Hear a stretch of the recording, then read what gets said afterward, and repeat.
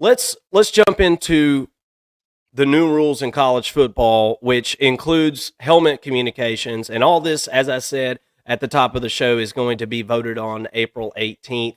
If you're watching this clip later, we hope that you hit the like button and subscribe. We're chopping it up college football style every day, just about.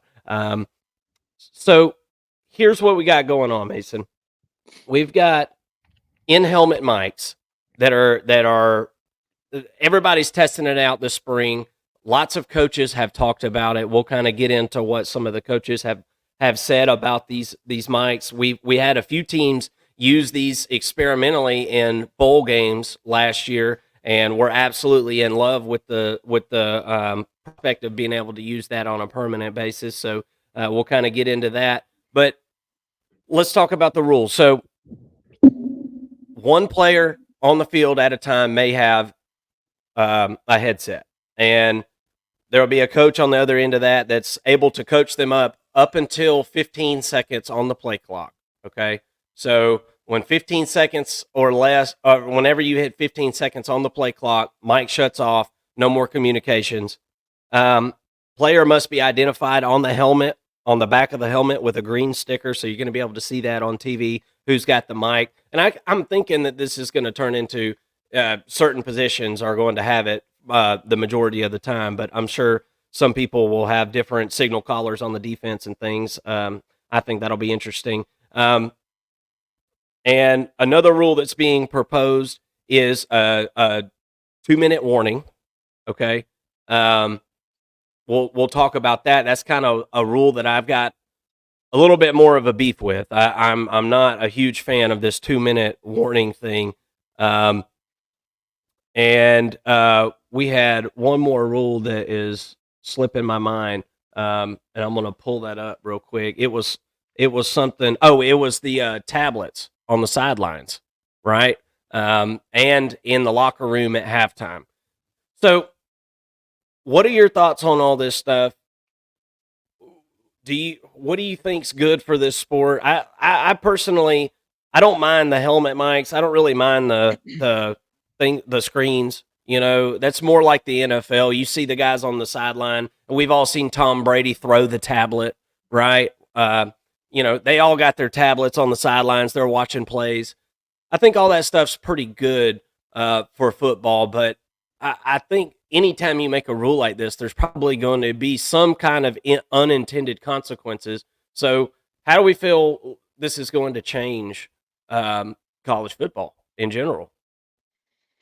Yeah, with the 2-minute timeout, I think we'll kind of chop that one up a little bit first. I don't know that it's necessarily a good thing because of what we talked about off the air, where this is really to benefit the TV executives and the whatever TV channel is broadcasting the game.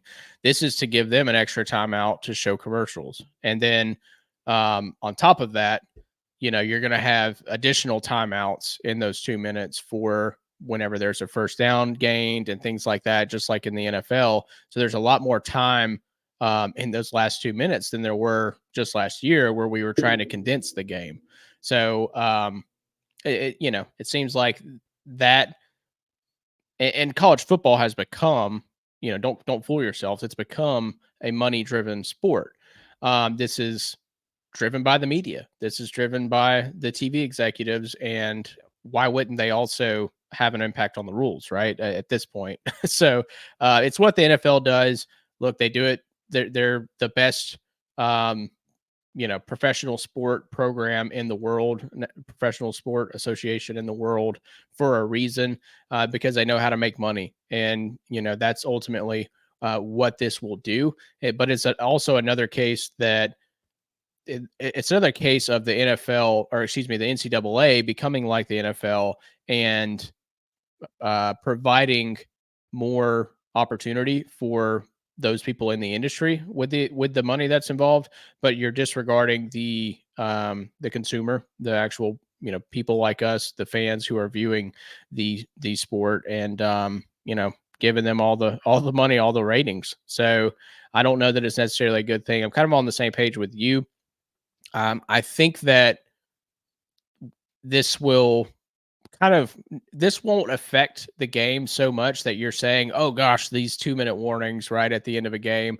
You're not going to notice it necessarily, but here in April, I can say it's probably unnecessary. Yeah, yeah, and I totally 100% agree with you. It's the sport has been so commercialized over the last few years, and I know it's a horse that we've beaten after it's dead. The sport has just changed. It has changed a lot. Last year, we wanted to shorten the games. We wanted to make the game experience more consumable for really, honestly, the casual fan, and not the fanatic like somebody who would watch this show. Um, it's not meant to benefit that person anymore. It's about more eyes on the game, and if they felt like if they could make the game shorter, that it would be more easier to consume in one sit down for a casual fan. And me, I'm not a casual fan, and I know that you're not, Mason, and that's why we did this show, because it's like, well, we're diving so deep on this stuff anyway. We want to talk about it with other people. So naturally, something like that, a move to for the casual fan doesn't appeal to somebody like us. Is it good for the sport that it gets more eyes on the sport? If it works, I guess. But I don't necessarily know that this translates to getting even more eyes on the sport. So there was some kind of rules official that made a comment on this about a month ago, and said that this is going to help the game, and this is going to synchronize blah blah blah blah blah.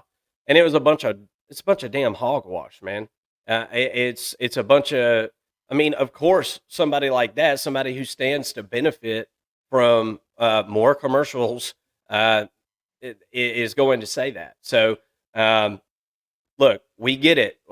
College football, the movers and shakers, we get it. You're speaking with your actions louder than you are with your words. You want less football, but more money, more commercials, and you know, college football fans like me. I'll be having multiple TVs set up, so hopefully you guys can't synchronize all your commercials at the same time, and I've got college football on no matter what. So with the 2-minute warning, I don't like it. I think it's what? Why are we doing this? They're like, well, it's more like the NFL. What? This isn't preparing anybody for the NFL or something. All the excuses are just crazy. Don't get it twisted, folks. It's more money in more people's pockets, and if that's what it takes to keep the college football lights on, then I guess as a college football fan, I just have to be okay with that.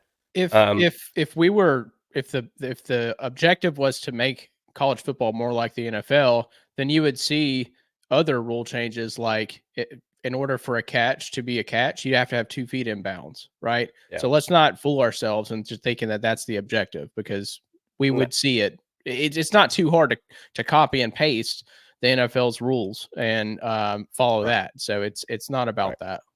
No, no, it's not. It's about the money. Now, let's talk about the helmet mic thing, because during the bowl games this past bowl season, there was several teams, and I can't remember exactly which ones it was, but I read about a few of them, and I know one of them was Maryland, and Mike Loxley was talking about how it was more like playing a video game than anything else. Now, you got to remember something. When Maryland used it in the bowl game, there was no 15-second cutoff on the play clock. They had it all the way up until the snap of Mhm. the ball. So they're literally yelling in their quarterback's ear as the play clock's coming down to 2, go here, go there, literally like pressing a button on a video game. And so I think that's kind of what he meant. Um, and they were in love with it. They thought that it was really, really good. And naturally, being a team in the Big Ten, Mike Loxley had to, throw Michigan under the bus a little Mhm. bit, Yeah. and say, well, this is great because this is going to eliminate people like that from being able to do something like they did. And Well, you better never lose to Michigan again, right? yeah, right. I know, right? And ironically, Maryland actually played Michigan one of the pretty well last Yeah. year. Yeah. So I don't think I don't think that's the way that game went last year. I don't believe that's how Michigan wanted it to go. So if Right. they had some kind of ace up their sleeve, I think they would have pulled it out in that game because it was a little close for comfort. Honestly, that was a good game. I remember watching. If Tagovailoa doesn't fumble twice and give the ball away, Maryland may win that game. But with all that being said, they didn't, and Michigan won the national championship, so that's great. But I don't know who I'm flattering. Michigan fans aren't watching this, but nonetheless, I think this is good. I think this is good for college football because why not use this technology? I am a proponent for technology being used to take more of human aspect out of silly things like calling in signals and even like um, you know refing the game, umpiring the game. I want sensors on the balls. I'm that guy that's saying, why don't we have sensors all around this football that tell us exactly where it's at on this football field? Like I can walk around with my phone and use it like a GPS, so I don't understand why that football can't have a chip in it and tell us, what yard line it's on exactly. That type of stuff. So I'm a proponent for this stuff. Now, I think one thing that kind of contradicts what Mike Locksley was saying, the head coach at Maryland, Kirby Smart was quoted on this because Kirby is a member of the rules team and has been for 3 or 4 years now, and he brought up an interesting point. I thought so. He says that you're never going to be able to stop with the signs unless every coach on the sideline has a headset. Yeah. And it does make sense because you've got different position coaches that are in charge of getting their position ready for, whatever set that the defense or offense is in. They don't all have headsets on. So they're looking at the signals just like the players are in some of these instances. So you're still going to be having signs. Now, does that mean that I think we shouldn't have mics and helmets? No. Like I said, I'm a proponent. So don't get me wrong here, but I'm just saying I don't know that this is some kind of silver magic bullet that's going to correct what we saw last year, which you can call it gamesmanship, you can call it ethically questionable what Michigan did. I think it's definitely somewhere in a gray area. There was rules that were broken. So I think this helps with that situation some, but it's not an end all be all to fix this issue, right? Yeah, I agree. I think that, like you mentioned, each position group has its own set of plays that are going to be called. So ultimately, you're still going to be trying as a competitor, you still want to try to implement the in-game strategies that you've already had, that you've developed on your team and on your coaching staff to you're still going to want to implement those and try to steal the other team's signs in game. Um, and obviously that wasn't the issue with Michigan last year. They were doing it when they weren't playing, and that's the biggest difference there. Ultimately, I think this will benefit both sides of the football. I'm anxious to see kind of who has the upper hand. If is it going to be offense? Is it going to be defense? Yeah. Um, that's something that Lane Kiffin had brought up. And he was like, "Well, I'd love it if just the offense had it, but I don't." He actually was the only coach in the SEC that voted against it because he said, "Yeah, it would help," and you would think that Lane Kiffin would want that, because of how he likes to run the offense, right? But he Hmm. said, "Yeah, it would certainly help me, but I don't want the defensive coordinator to know what I'm doing." He basically said, without saying it, that I have confidence in my team and my players' ability to execute the play that's called and know how to call out of it and how to check down. I don't want the defense to have the defense coordinator to see what's going on the field and be in the ear of the middle linebacker and being able to tell him exactly what he's seeing because he trusted that his team would execute it well, better than the defense would without having a coach in their ear. So it's interesting when you hear that perspective. You would think that it would benefit the offense more, but then you hear that, and it's kind of like, well, yeah, if you're checking down and the defense is able to see what you're doing from above or from a tablet, then they may have a counter to that actually helps them out. But have you gone down that hole at all? Do you have an idea of who you think it would benefit more, which side of the ball? I don't think we know yet, but I mean, I am super interested in that exact thing, and that's kind of what I was trying to get to with this topic today, because it seems like you would be able to go like almost like no huddle anytime you wanted, like really fast. I don't know. It just seems like those fast paced teams that it would help a lot because they're never snapping the ball with less than 15 seconds on the play clock. So Mhm. therefore, pre play, their mic is turned on the whole time right up to the snap of the ball. Yeah. Teams like Georgia, like the Georgia Bulldogs and Ohio State, of course, every team will go hurry up like last 2 minutes, and I guess it'll probably be after a 2 minute warning because that crap will probably be voted in on the 18th. But these teams are more deliberate. They're not typically snapping the ball with 15 seconds left on the play clock. So I'm interested to see if it slows play down a little bit, and I'm interested to see if the offense gets to the line, waits because like you're saying, Lane Kiffin. What if they get to the line, wait till 15 seconds is on the play clock, and then make their move real quick, and the defense doesn't have something in their ear? You know what I'm saying? Lane Kiffin still has that advantage the last 15 seconds of the play clock. You Yeah. know, um, so I'm interested to see, does it make offenses go slower? Yeah. You Or know, or I or do you just kind of fill in, that time with some different looks, and then you say, all right, right, right before 15 seconds, you're going to switch to this play and then we're going to run. There's like a got to be choreographed audible. right. Yeah, exactly. Exactly. A planned check down. Um, that's kind of what I'm thinking. And for those of you who know who watch the NFL more than we do, maybe how it affected the NFL when they started going to mics in the helmets. That's probably a good template to follow. But I don't remember that as far as I don't know. I don't remember when that happened. Honestly, I don't know what year that was actually implemented in the NFL. But that'd be interesting to look into. Yeah, yeah, and I'm interested to see, does this help a team like a Georgia Bulldogs team more, or does it help like a team like Illinois Mhm. more?